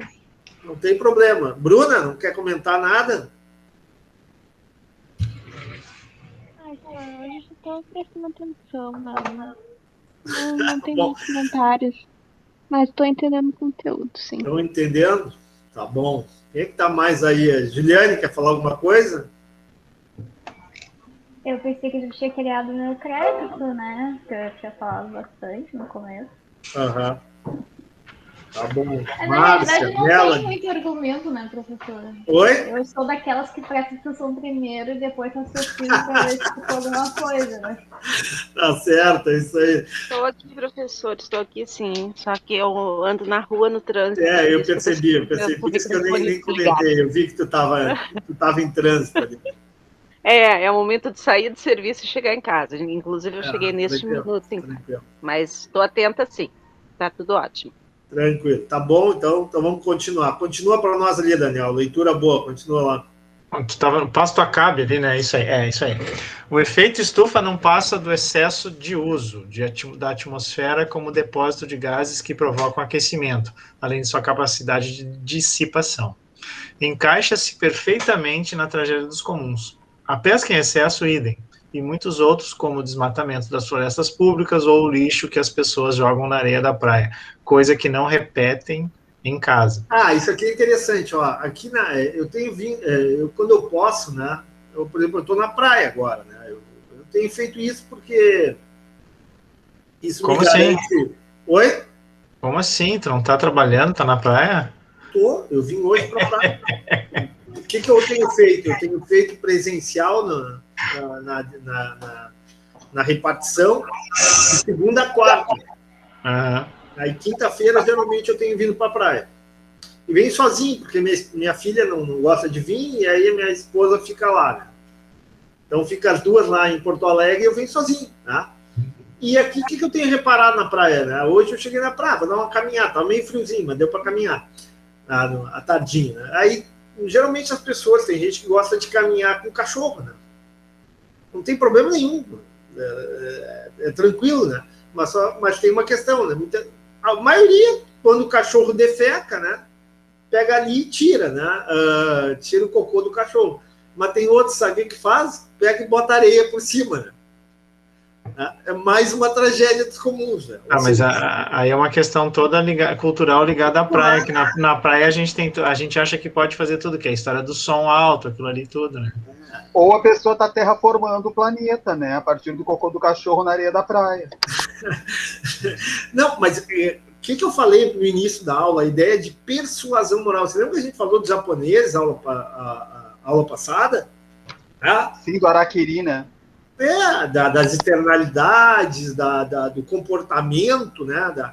Isso aí é uma questão de persuasão. Os árabes têm outra forma de persuasão, vocês sabem qual é, né? Corta a mão. Não, claro que não é o caso do cachorro cagar na praia, mas se o cara roubar uma vez, eu não sei o que acontece, roubou 2 vezes, corta a mão, né?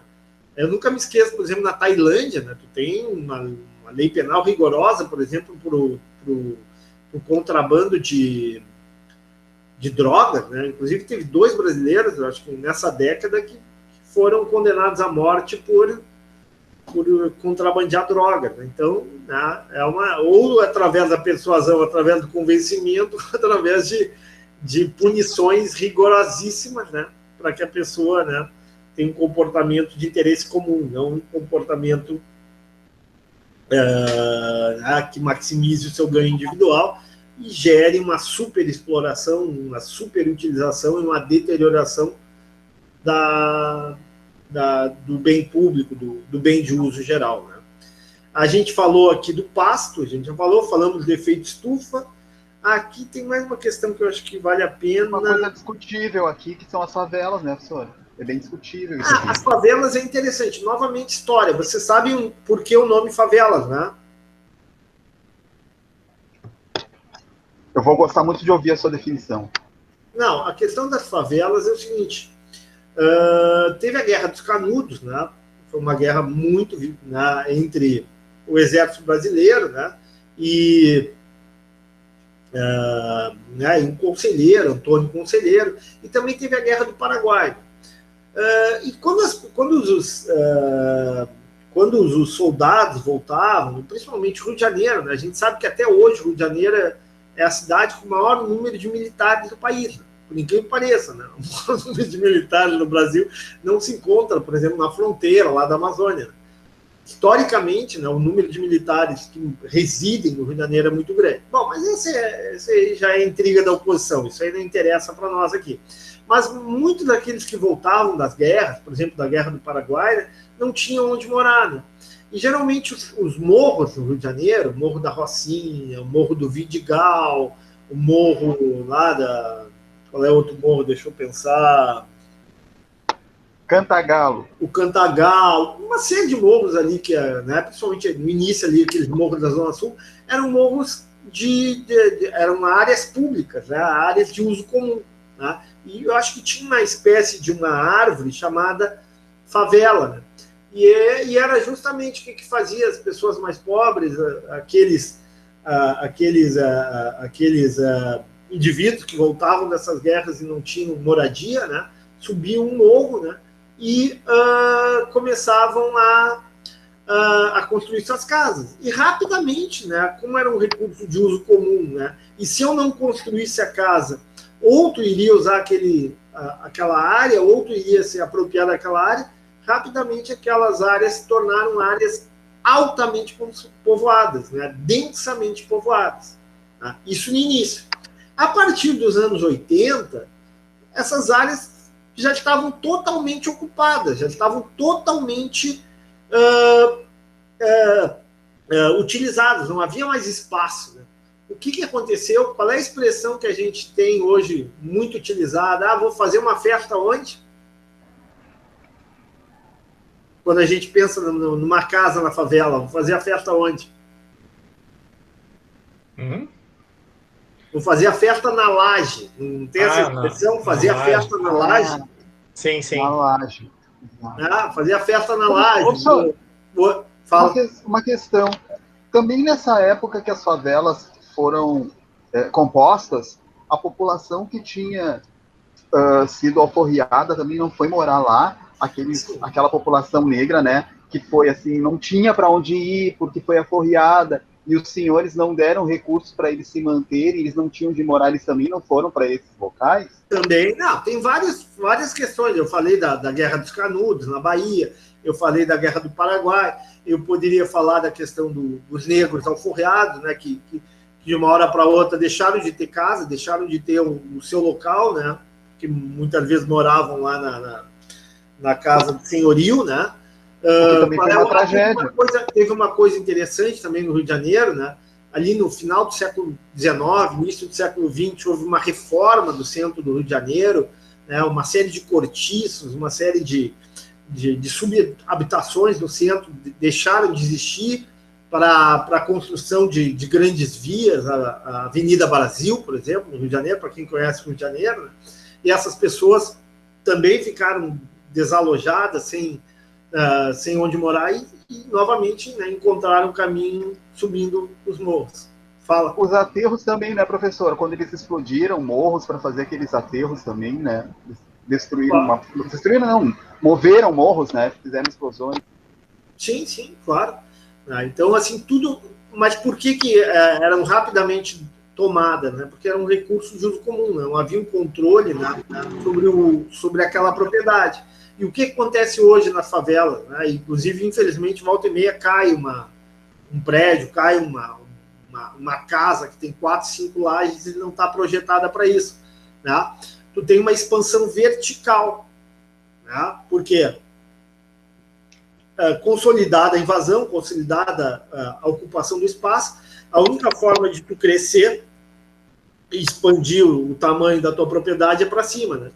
E é isso que acontece, né? Hoje, muitas favelas, né, tem casas com 3, 4, 5 pisos, né, que geram justamente, que são em virtude, né,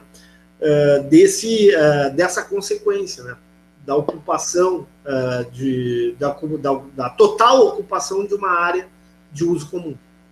É interessante isso, né? Porque os caras vendem laje em cima da casa deles, né? Uma época eu morei em Ipanema, de 90 a 92, e a minha rua dava os fundos para o Morro do Cantagalo. Quando chegava bagulho lá, era uma sinfonia de tudo que era calibre, né? Inclusive, acho que até canhão de proa. O que acontece? eu sabia por algumas pessoas que passavam por ali, que moravam na favela, que fulano tá vendendo laje, que fulano tá vendendo uma laje, já tem 3 lajes, entendeu? Então era uma expansão imobiliária vertical, em função de que nos arredores todos os espaços já estavam ocupados, né? Bem isso que o senhor está dizendo agora. Perfeito. Não, é isso aí.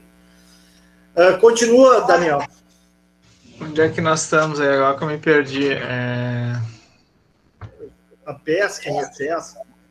Mas onde é que está isso aí? Aí, agora me perdi. Lá em cima. Tu subiu aqui. Tá. A pesca em excesso, idem. E muitos outros, como o desmatamento das florestas públicas ou o lixo que as pessoas jogam na areia da praia, coisa que não repetem em casa. Outro exemplo é o excesso de densidade nas favelas, onde uma vez feita e consolidada a invasão, o acesso à terra e a expansão vertical costumam ser livres. Até os engarrafamentos de trânsito podem ser vistos sob esse prisma. Harden, em um neo-malthusiano, viu com especial preocupação a aplicação do conceito ao crescimento da população do planeta. As famílias não levam em conta a capacidade de suporte do planeta quando escolhem o número de filhos. Com o rápido crescimento populacional do século XX, o resultado seria a superpopulação da Terra, o que, segundo ele, só poderia ser evitado com medidas severas de controle de natalidade. Só um pouquinho, ó. O que nós temos? Várias questões aqui, tá? Muito interessante essa aqui. O que é um neo-malthusiano? Neo a gente sabe que é novo, né? Malthus a gente sabe a história do crescimento da população em progressão geométrica e dos alimentos em progressão aritmética. Já falamos sobre isso, né? E o Harding acreditava nisso e se preocupava com a ideia de um crescimento exagerado da população do planeta, né? Aí, novamente, tu teria uma tragédia. Por que uma tragédia, né?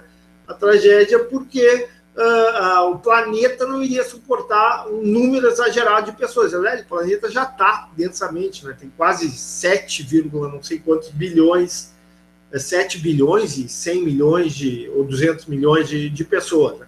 E, em particularmente, alguns países, né? Principalmente ali na Ásia, o sul da Ásia, pessoal, é uma região que está esgotada em termos de capacidade de população.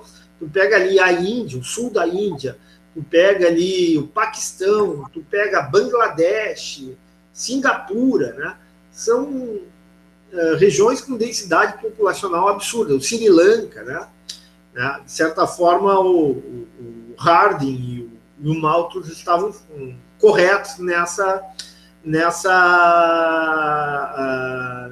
questão, pelo menos nessa região do planeta. E ali ele fala também da questão do congestionamento, né? Se eu não usar o meu carro, se eu não utilizar, né, a minha super caminhonete, a minha big SUV, mesmo que eu ande sozinho, alguém vai usar aquela rua, aquela avenida, né? Novamente, tu tem o quê? Uma super exploração, um super uso, um abuso do uso de um recurso de uso comum, o que gera o quê? Gera externalidade negativa, gera prejuízo para todos, e uma degradação daquele recurso. Continua. Felizmente, a história recente mostra que o crescimento populacional despenca com a urbanização e o progresso econômico. As mulheres modernas têm mais o que fazer do que trocar fraldas. Existem algumas soluções para tragédias comuns. As duas melhores são limitar o acesso a uma comunidade pequena de usuários, que se autogoverna ou privatiza o recurso. Nessa última, a conservação passa a ser do interesse do dono, cujo incentivo é maximizar o valor dos seus bens. Uma terceira é criar uma agência regulatória, mas, em geral, a agência acaba distante do problema e, por isso, cria um excesso de regras e burocracia. Isso, se não for frequentemente teleguiada pelos lobistas da indústria que supervisiona. Tem 3, o que a gente falou? Né? As duas melhores são limitar o acesso a uma comunidade pequena de usuários, que se autogovernam, ou seja, o autogoverno, né, por parte da ideia de pequenas comunidades que se organizam. Isso é muito comum na Europa, né, pessoal? Que se organizam, né, e utilizam aquele recurso de forma sustentável. Né? Isso e, por exemplo, o Selmar defende muito isso. Né? Eu acho que essa política de autogovernança, alta administração, ela é muito restrita, ela serve em algumas situações, como o Harding falou, mas tem que haver uma conscientização, tem que haver um nível educacional, né? Tem que haver um mecanismo de controle por parte, mecanismo de controle social muito grande para que esse recurso ele seja utilizado de forma racional. Né? O seu Mar, por exemplo, que é um estudioso de tragédia comum, defende muito isso. É uma crítica que eu tenho uma divergência a ele, dizendo que até vale, mas em situações específicas. Outra situação, que também fala ali, a ideia do direito de propriedade, né? Conservação passa a ser interesse do dono, né? E a terceira, a criação da agência regulatória, que seria a burocratização, as regras, as normas. O problema é que muitas vezes essa agência, na verdade, ela não atua no interesse social, no interesse coletivo, e sim, ela é capturada, né? Ela é cooptada por interesses privados, por interesses de grandes empresas, da grande indústria. Continua. E nessa parte da agência ali, professor, é que eu divirjo com o professor Filmar. Ele sempre coloca a agência regulatória como se fosse um mecanismo eficiente. Eu vejo muita ineficiência nesses mecanismos. É isso aí mesmo. Né? Não é que é ineficiente, mas ela não é a panaceia, ela não é a solução, ela não é... ela não pode ser vista como a única forma, e mais do que isso, né? A gente sabe que muitas vezes, inclusive a gente não quero comentar a questão de governo, né? Mas muitas vezes é usada política, né? Politicamente, exatamente. Embora não deva, a gente já discutiu isso, né? Também em aula, né? Embora não deva, infelizmente isso ocorre. Uhum. Mas é um mal que aqui no Brasil não tem cura. Continua, Daniel. A tragédia dos comuns é uma versão coletiva de um problema básico da chamada teoria dos jogos. O dilema dos prisioneiros. Já ouviram falar do dilema dos prisioneiros? Sim, sim. Vamos falar em aula. Quando a gente apresentar oligopólios, cartéis, né, falar da falha de mercados oligopolistas, nós vamos estudar o dilema dos prisioneiros, eu vou mostrar o dilema dos prisioneiros para vocês, vou mostrar como funciona a teoria dos jogos, né, e de como a teoria dos jogos pode ser aplicada para evitar situações de falhas de mercado. Muito comum na área da saúde. Uhum. A história é assim: 2 criminosos são presos por um delito leve, como roubar uma carteira, mas a polícia desconfia que também estejam envolvidos em um assassinato. Eles são colocados em celas separadas, cada um recebe a oferta de uma pena reduzida se denunciar o companheiro. O melhor para os dois é ficar quieto. Mas como não sabem nem têm controle sobre o que o outro vai fazer, acabam se traindo. O resultado é o pior possível, uma pena alta para ambos. Mais próximas dessa versão minimalista estão as pequenas armadilhas do dia a dia. Nos prédios e condomínios, onde o serviço de água é cobrado numa conta comum, ninguém presta muita atenção às torneiras. Porque economizar se você não sabe o que está acontecendo na casa do vizinho? Se a luz do Alder de cada andar também for comum, o problema se repetirá.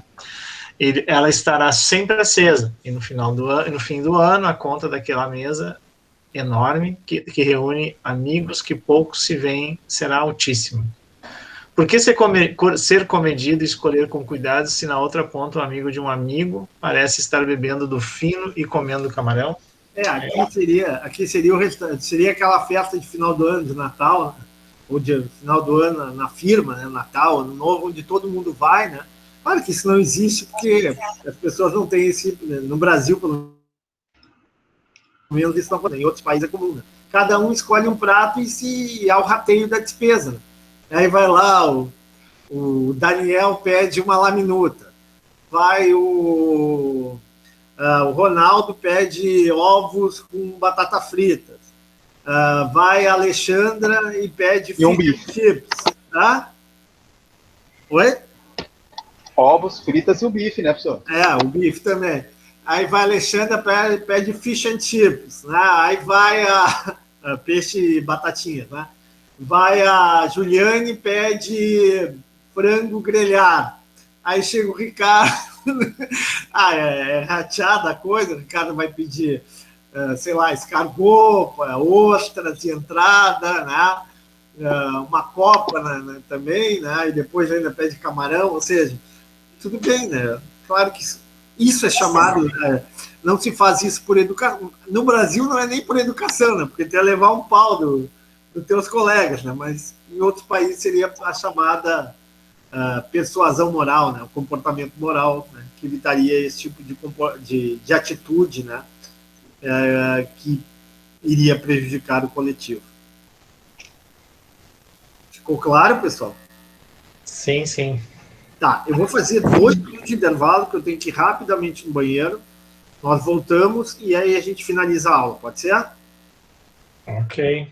Pode sim.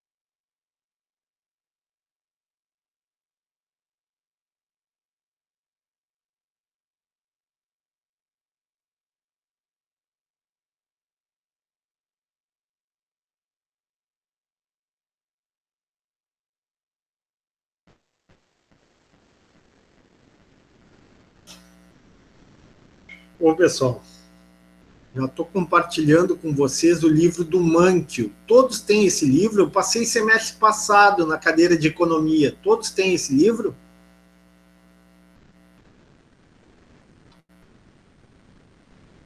Estão me escutando? Sim, Ah, estou ouvindo. Eu não tenho, professor. Tem que olhar, né? Tá, eu vou passar por e-mail para todo mundo de novo, tá? Eu acredito que eu não tenho, porque eu fiz economia em 2016. Tá, esse é um livro muito bom, tá? Do Mâncio. Em PDF eu vou mandar para vocês, tá? Só não avisem a editora, senão eu vou levar uma multa enorme, tá? Vamos lá. Onde é que está aqui? Forças, ofertas de mercado. Onde é que está a externalidade aqui? Vamos pegar aqui, tragédia. Oi, que fique entre nós. Se tu mandar pelo WhatsApp, ninguém vai ficar sabendo. Não precisa mandar por e-mail. Tem muitos professores que estão mandando por WhatsApp. Mas é muito grande. Ah, bom. É que tem muitos professores que estão mandando por WhatsApp essas coisas assim, para não dar problema. não é correto, né? Mas tudo bem. Ô, professor, o senhor voltou mais rápido que eu do banheiro. Sim, mas eu fui depende do que tu foi fazer. O que eu fui Mesma fazer no coisa, banheiro. meu senhor. Não, pelo tempo estimado, é a mesma coisa. Ah, fecha, hein? Eu só fui fazer, que eu tomo muito líquido. Como eu tomo muito líquido para não irritar a garganta, né? E nesse tempo. Eu também. Você não lembra que eu pedia para sair da aula para encher minha garrafinha, lembra? Lá em 2019, eu me lembro que o senhor me dava uma cara muito estranha, assim. Professor, eu vou ter que sair e encher a garrafa. Eu me lembro disso. Como eu tomo muito líquido, né? Porque eu vou dizer, pior do que ficar com coronavírus é o medo de ter essa porcaria do coronavírus, né? E concordo. Teve uma aula, foi no semestre passado, da aula, eu estava com uma irritação na garganta, dormi a noite inteira com irritação, acordei com irritação, né? E aí eu já estava achando que eu tinha pegado a porcaria, né? Daí eu cheguei, e não era, na verdade, era porque eu não estava com pouco líquido. Mas, então agora eu tomo líquido, nem que eu tenha que ir no banheiro várias vezes, mas é garantia de que não vai ficar a garganta irritada. Tá, olha aqui, eu estou compartilhando com vocês o livro ou não? Eu também tomo muita água. Tá, então aqui, ó, leitura, tá, da aula de hoje, leitura da aula de hoje, ó, página 231, tá? Eu vou passar aqui o livro e vou passar o que você tem que ler por e-mail, tá? Ok? Beleza. Ok. Da página 231, mas eu vou passar direitinho pelo WhatsApp, mas aqui já estão na tragédia dos comuns. Aqui o caso de Singapura, né? Que é um problema de congestionamento, Los Angeles, né? Por exemplo, Los Angeles é incrível, né? Eu já dirigi em Los Angeles, né? É uma loucura. Né? Eu dirigi de Los Angeles a São Diego. E depois de Los Angeles a São Francisco, né? É muito complicado, sabe? São cidades que buscaram resolver o problema de congestionamento construindo mais rodovias. Né? Rodovias em Los Angeles tem 6, 7 pistas, mas não adianta nada. Quanto mais rodovias Los Angeles construía, né, mais carro tinha. E sempre o congestionamento ocorria. Justamente o que tu tem? Tem um problema claro de tragédia dos comuns. Né? Entenderam? Sim, cruzou a Gate, hein, professor? A Golden, né? Conheci. Eu já falei, tomei uma multa lá, né? Tomei uma multa na Golden Gate. Mas faz parte. Singapura, né? Outro caso também, ó. Então, isso aqui é uma boa leitura de cabeceira, bem tranquilo. O livro é bom de ler. A área e água pura, né? São bens comuns, né? Estradas congestionadas, já falamos, né? Então, isso aqui é uma ótima leitura para vocês, né? Então, aqui, continuem lendo essa parte, peixes, baleia, animais selvagens, também já falamos, né? Vale por uma boa revisão, né? Ó, por que a vaca não é extinta? Já falamos também, né? Aqui o parque de Wellington. Yellowstone. Yellow, amarelo. Yellowstone. A Pedra Amarela. Um grande vulcão, né, professor? É um grande vulcão, na realidade. É um grande vulcão, né? Nossa, aí tá a tragédia. Tu tem geysers lá, né? E aí tem, né? Por que o parque de Yellowstone deveria cobrar o mesmo que a Disney? O parque de Yellowstone é um parque público, né? E a Disney, evidentemente, que é um parque privado. Né? Bem interessante esse texto também, uma ótima leitura, fácil de ler, né? Vale a pena essa leitura, né? Aqui a nossa querida vaca, que jamais será extinta enquanto tiver direito de propriedade, né? Também sugiro que vocês leiam. Aqui a importância dos direitos de propriedades, aqui o teorema de Coase, que a gente falou na aula passada, né? E eu vou passar mais algumas leituras para vocês, tá? Aula que vem a gente fala de assimetria, eu não vou começar a falar de assimetria porque já são 21 horas. Vou preferir que vocês façam uma leitura disso aqui, vou encaminhar agora por e-mail esse livro, tá? E já encaminho também o conteúdo de leitura para vocês. Algum questionamento, alguma pergunta? Por enquanto, não, professor. Não. O senhor, Não, o senhor professor. vai decidir ainda o dia da aula? Eu acho que vai ser domingo, tá? Pois é, Eu tô não, eu ia pensando- comentar. Ia comentar com o senhor que domingo passado foi tão produtivo, né, professor? Apesar que tinha pouca gente, mas foi bem produtivo, do meu ponto de vista, pelo menos. O que eu não tinha entendido, eu entendi naquele domingo. E eu questionei várias coisas. Não, vamos fazer assim, domingo, provavelmente domingo. Eu só tô na dúvida se a gente vai fazer 7 da manhã ou 7h30. Não, 6h30. 6h30. Olha, tu não me professor, provoca, não tu pode me atrapalhar o provoca, Globo uma Rural. parte cedo, hein? Não pode atrapalhar o Globo Rural. Eu tenho Exatamente. dificuldade para dormir. Tu não me Professor. provoca que eu tenho dificuldade para dormir. Ah, pois é, mas olha só, vamos fazer assim então, professor. Aí o senhor pega e grava a aula às 6h30 da manhã. Não. Você sabe que a presença de vocês garante pontuação. Ah, então tá. Então já Tem que estamos interagir. negociando, ó. Já estamos tem que- negociando. Tem que interagir.